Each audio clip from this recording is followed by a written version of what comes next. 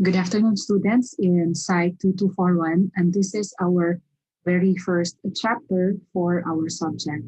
And so we begin with psychological testing and assessment. I hope before I begin that you have already read the first chapter or the most essential subtopics for our course. And so we begin. Okay, if you have been reading and if you have been listening to your teachers in the past semester, they might have mentioned this to you.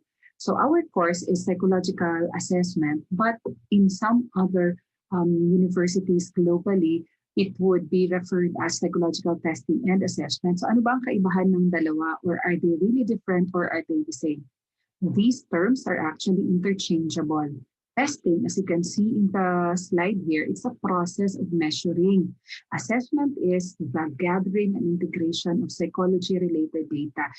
Ibig sabihin, assessment is the general umbrella, but there are many ways of assessing human behaviors, and one of the approaches would be testing. Okay? So that's why hindi natin din mabiblame yung ibang professionals na pag psych testing, psych assessment na rin yun. But really, if we have to be strict about definitions, testing is a small or not really small, testing is a component of the entire assessment.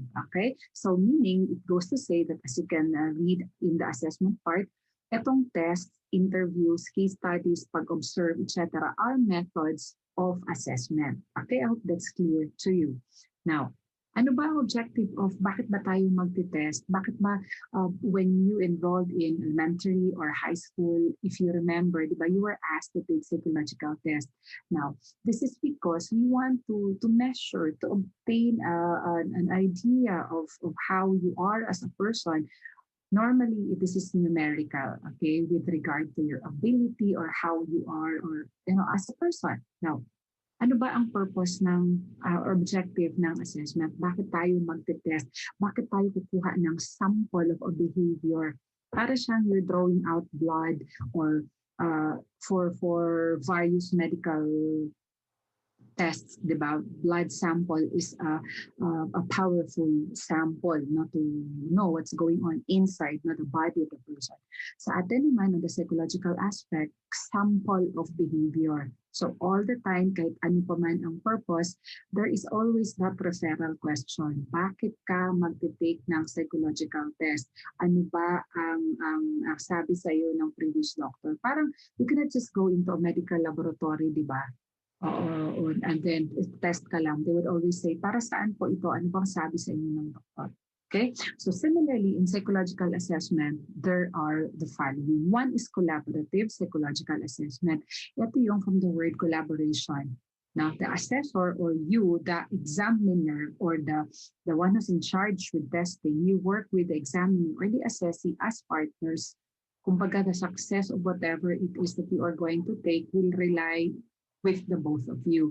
Ito namang pangalawa, therapeutic psychological assessment is halimbawa, there are people na concern nila yung kanilang weight loss kasi parang not the ideal. Diba nakita natin siguro in past episodes or shows like Biggest Loser, for example, no, in foreign shows, di ba binabalikan nila bakit gusto mong mag weight loss, no?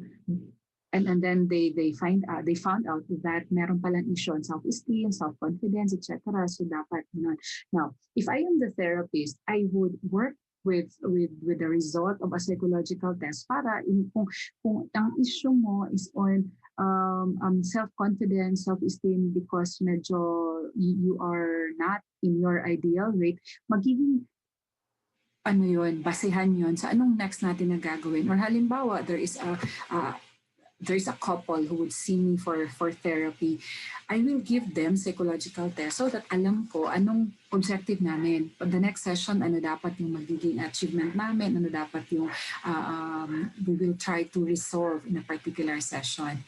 Now, the third form of assessment is one that is widely used.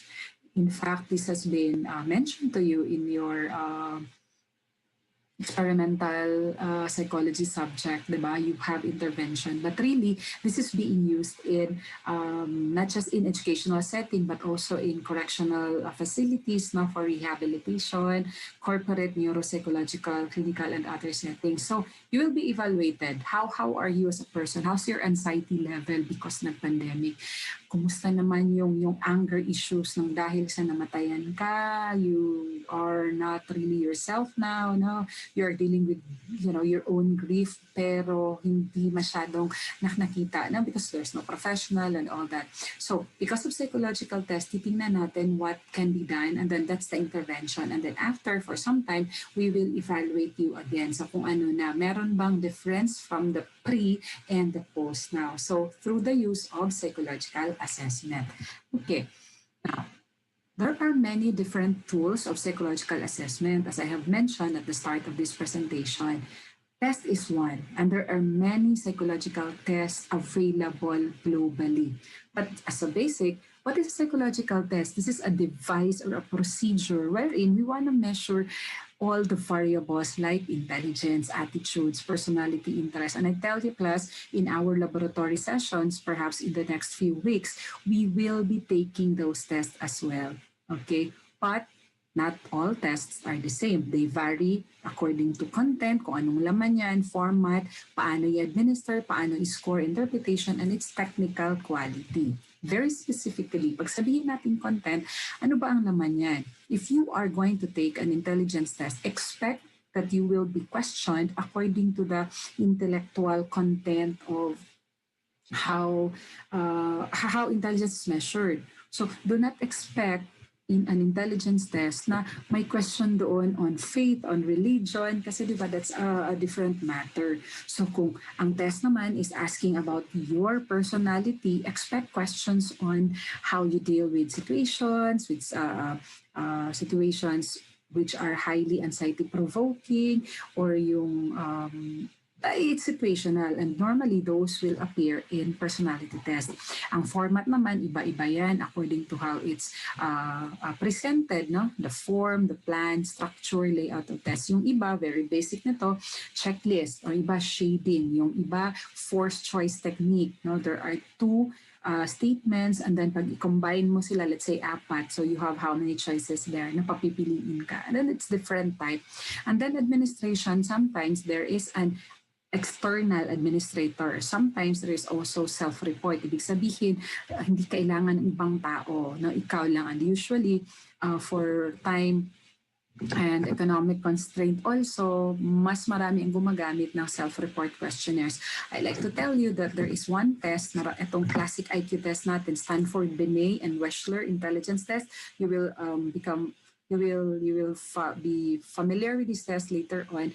Those will really take, in fact, it could be a day, and one-on-one siya, unlike yung group testing. Okay, so yan. And then of course, different ang scoring and interpretation. Yung iba medyo complicated kasi maraming manuals ang gagamitin. Yung iba, there are multiple scorers and all that. And then the CAT score would be kung ano yung kailangang score to make it to what the third party is requesting. Okay? So, hindi po tama na gagamitin natin, bumagsak yan sa psychological test, because how can you possibly fail in your personality? Isagot mo yan. Hindi lang siya ang preference ng company or ng organization na nangailangan sa iyo. Halimbawa, no, CAT score. If I am hiring for a customer service representative, ayoko nung introvert. Gusto ko yung taong who would be comfortable dealing with different people from different walks of life, di ba? So, kung hindi ka swak doon, kung hindi ka hindi kailangan in your organization, may particular set score siya. Okay?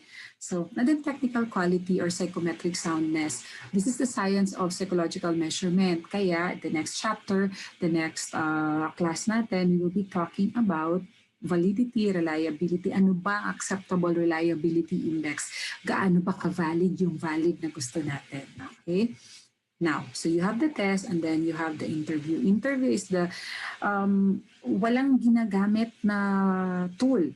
But ikaw mismo as the psychologist, psychometricians, you do the interview. I'm sure all of us here in this class at one point or another in your life, you have been interviewed or you have interviewed also other people. And then you realize, diba, that it's really a rich a source of information about the person you are interviewing.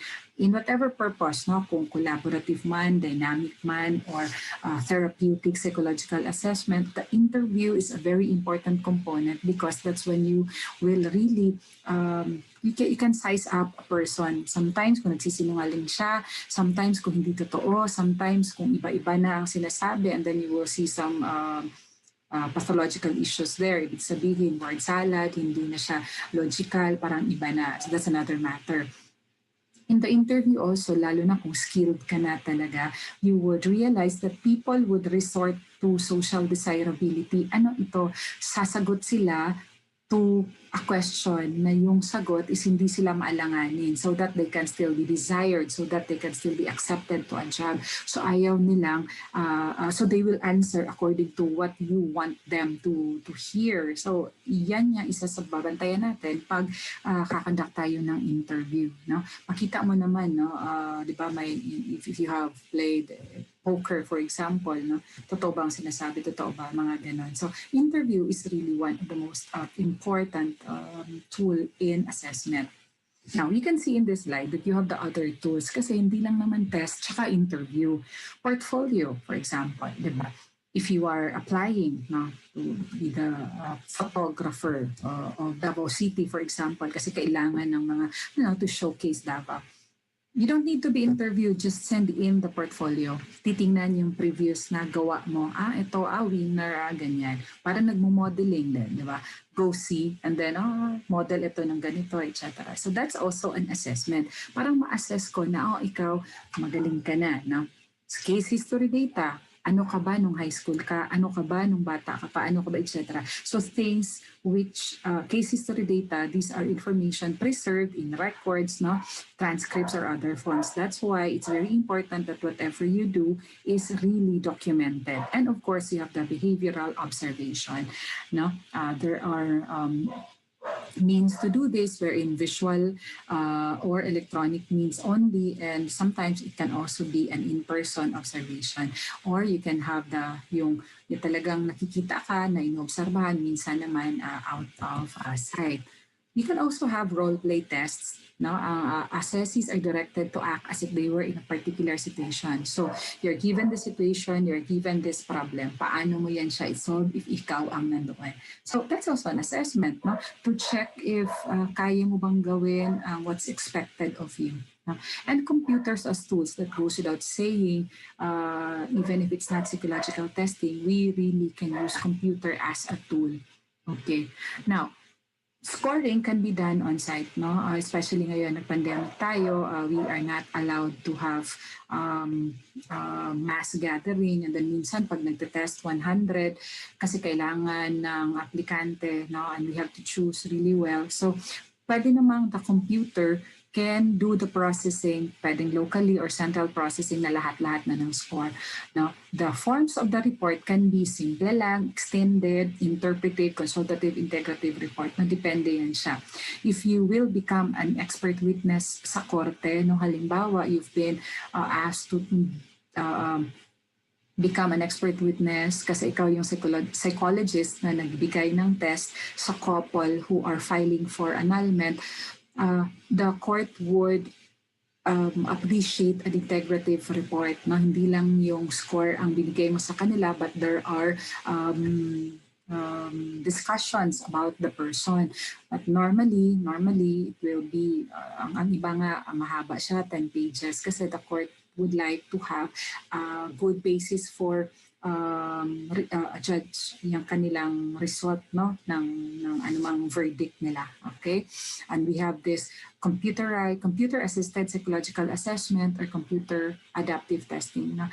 You can actually have a tailor-made tests with built-in scoring interpretive capabilities. So we work with our IT personnel, or kung ikaw, if you're skilled in computers, well, you can also do this. Okay, now Even before COVID, no, may marami na din gumagamit ng use of technology or internet. But the advantages really, it out they outweigh the disadvantages. Bakit? Kasi greater access to potential test users, no? The company you're applying for, let's say it's in Quezon City, but there's really a good prospect, a good applicant, pero nasa Zamboanga. With now, because we're limited with, our movement, diba? So you can just give the link and take the test and ganyan. So remotely pwedeng gawin because of internet. The internet speed, the internet connection is a different matter, but as sinasabi lang natin dito, mas maganda, no? May advantage siya. Okay, number 2, scoring and interpretation tends to be quicker. And then, hindi masyadong mahal, no? Kasi hindi ka nagbayad ng tao. And dyan yun, nakaprogram na yan. It can process hundreds of thousands of data and facilitate testing otherwise isolated populations and people with disabilities. So, inclusive siya, kumbaga. All right? Now, let's go to the other part of this presentation, the basics na who, what, why, how, and where. Okay, about psychological testing. Sino ba ang parties involved in psychological assessment? So, first is test developer. Sino ito sila? They are the ones who are making the test. Sila yung who put up all the items, all the process of the test development, sila yon. Pero ang tanong dito, though they just allow people to create, to develop tests, hindi naman. As we know, we have standards to follow.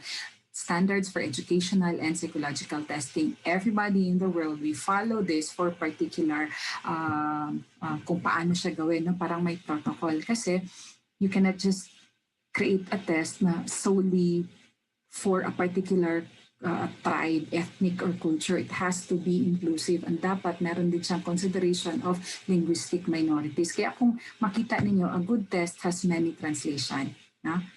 Okay. Now, you have the developer and now the test user. Sino yung gumagamit? Anyone who uses the test. Okay? But wide range of professionals. Yung guidelines din, yung standards na sinasabi ko, contains all the ethical and legal guidelines kung paano ba siya gagamitin because you can be reprimanded by authorities. You can go to jail if you practice without license, for example. Hindi mo naman alam ang mga ins and outs of psychological testing. Test taker, anyone who is subject of an assessment or evaluation or is a test taker kung saan nanggaling yung data. Okay? But hindi po sila pare-pareho. Like kayo, for example, there are 21 of you in my class and I'll give you a psychological test. It will vary on the following variables. Test anxiety, how ready are you? Baka nakulbaan ka, no? Hala, math yan, may items yan and math. How emotionally distressed you are at the moment. No? You just heard that a friend of yours lost her father, and then ikaw very close to that person, affected ka rin sa sinabi sa'yo, naka-receive ka na sa chat, ganyan, no?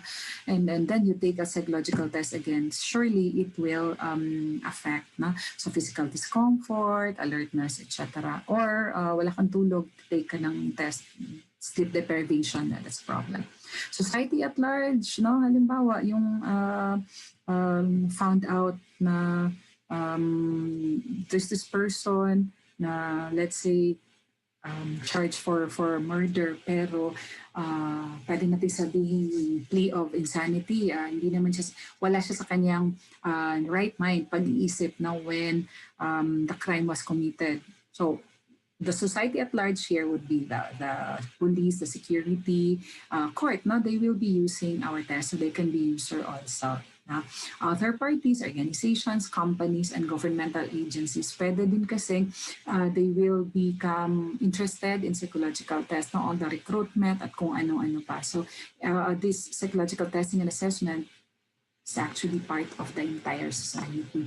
So saan pwede gamitin ang psychological test? No, very applicable to us would be the educational settings. Ano-anong test ito? Marami. School ability, achievement, diagnostic, IQ, marami yan. So that guided ang administration, guided ang school kung ano pa ang kailangan na let's say intervention sa isang klase or sa isang cohort, no? Halimbawa kayo, your batch now, or the first year pa lang ngayon, no? Hindi nag-take ng entrance exam ng Ateneo. So how can we be certain of their scholastic ability? So bibigay tayo ng mga test to help us determine that. Okay, so you have educational, and then you have clinical. No, ako as a clinical psychologist, I've been practicing for two decades, no, about 20 years na rin.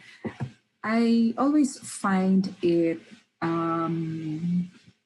helpful na hindi lang yung therapy ko, hindi lang yung process namin ng pag-uusap ang makakatulong, but kung mag-take ka ng psychological test, may basehan tayong dalawa. Although it's not required, no, in all therapy. Marami namang therapists na hindi gumagamit ng psychological test. As I've said, kasi di ba, marami namang sources ng assessment, meron namang interview, etc. But it can be a good source of information na hindi natin nakikita in a regular or normal interview. So take a test, we'll look into it. There you go.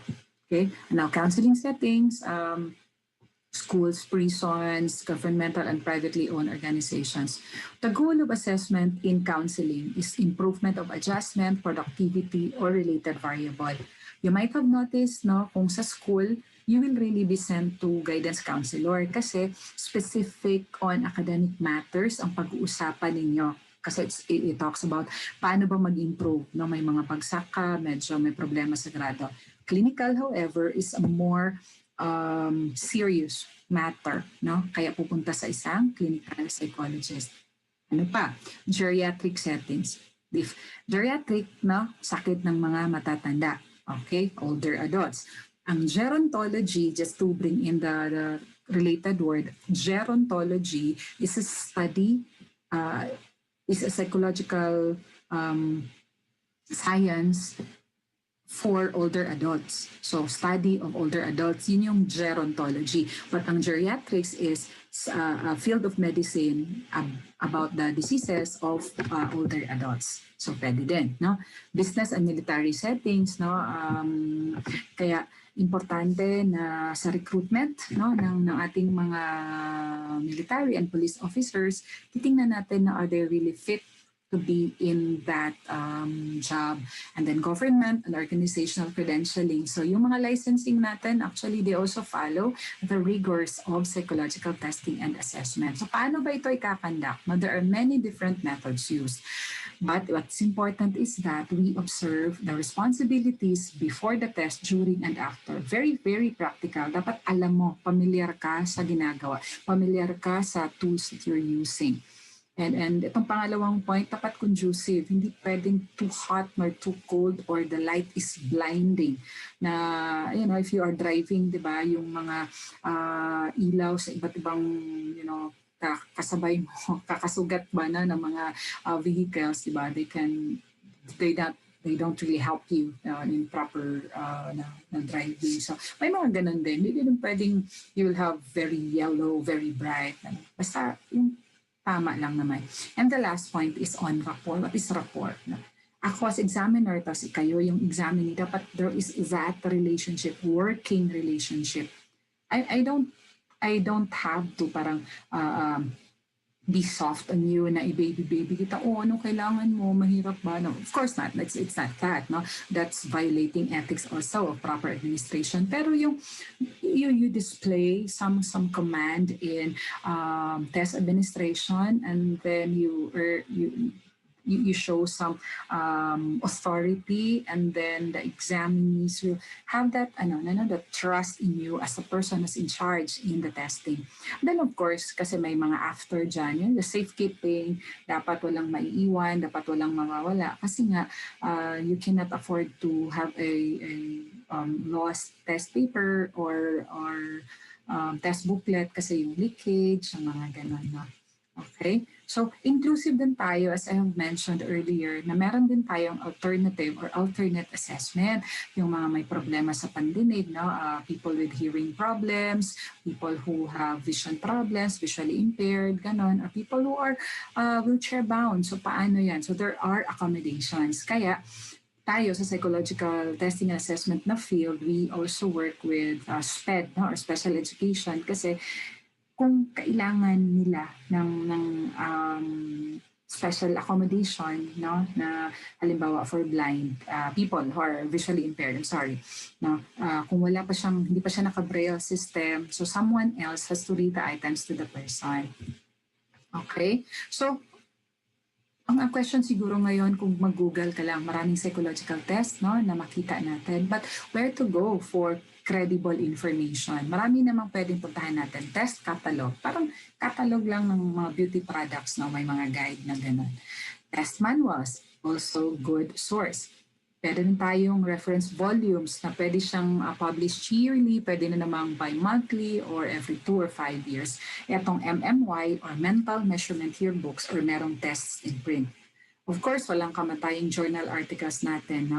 Sir Gab must have exposed you to this, Ma'am Lemon before, or si Ma'am Joyce before. No? You can't go wrong with journal articles kasi titingnan natin. No? Ano ba ang sinulat ng mga ibang scholars about this test? So may idea ka. Meron din tayong tinatawag na ERIC or Educational Resources Information Center. No? Meron, of course, our mother organization, we have our Psychological Association of the Philippines, di ba? PAP. Pero most of what we include in our practices, no, galing din siya sa APA or the American Psychological Association. So in terms of assessment, may information din siya, specifically itong psych info, clinical, clean psych articles, and psych scan.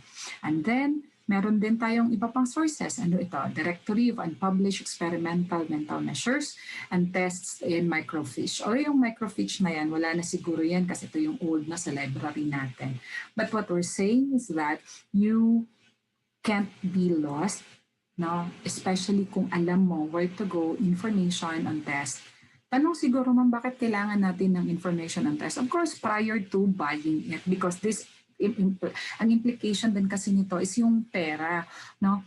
This does not come for free. Although may makikita tayo online na parang free software, free access to that, but yung kabuuan, yung the entire package of the test, it belongs to someone else. So may mga rights din yan. Kaya importante na ano ba ang particular test na gagamitin na particular situation, we go to these reliable and credible sources. Okay, so let's just go stay with this muna. That's all for the first essential subtopics. Actually, na-cover natin mga about 35 pages siguro ng libro natin. Okay? So, if medyo mabilis tong recording natin ngayon, go over it, no? Listen to it, and then read the chapter in the book.